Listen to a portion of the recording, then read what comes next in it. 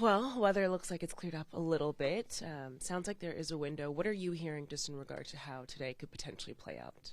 I think early we should be fine, and then there might be something light as far as some weather, and then later on in the afternoon it starts to pick up. So hopefully we start on time and get as much of this game played as possible. With Kershaw, of course, his last outing was shortened due to weather. What are you looking to see from him today, and does it pose it as a challenge just knowing that weather could potentially play in this one as well? A little bit. I know he was a little kind of making jokes about him pitching again with weather looming.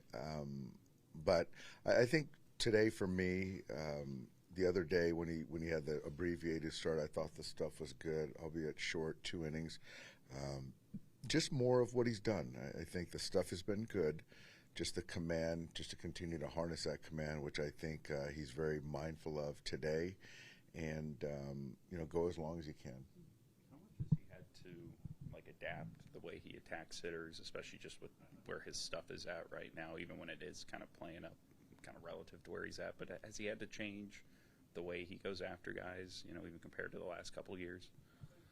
You know what? He over the last couple of years, I think that he's been mindful of that, and also hitters nowadays are very in tune with game planning and tendencies. So I think that in itself calls for pitchers to kind of change the game plan. I do think that Clayton's throwing more changeups recently. I think the curveball introduced a little bit more, using the other side of the plate, and just trying not to be as predictable. So he's certainly mindful of that, absolutely. Has he finally found a changeup that works for him at this point? He does. He has. He trusts it. I do think that it's going to be a viable option for him just to get people off of his fastball and his slider. Is it split change? What did he end up with? You know what? I think it's more circle versus a split change. Okay. What's the plan for Shohei now for the pitching? So today, Shohei's just going to go out there and play catch, and the expectation is he's going to do a live sometime this week. Right now, I can't speak to whether it's Saturday or Sunday, but he's going to face some hitters again this weekend. Coming out of spring training, if we had told you that Luis Garcia would be one of your most reliable and used relievers, what would you have thought? Well,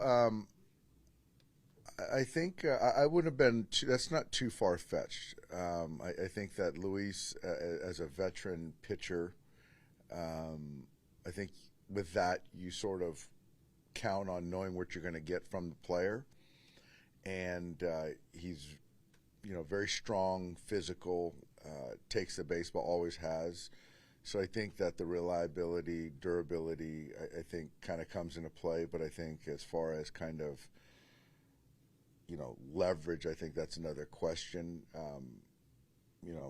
He's kind of moved up the totem pole with some of the things that have happened with our pen guys. But it's nice to count on a guy that's a veteran and is proven.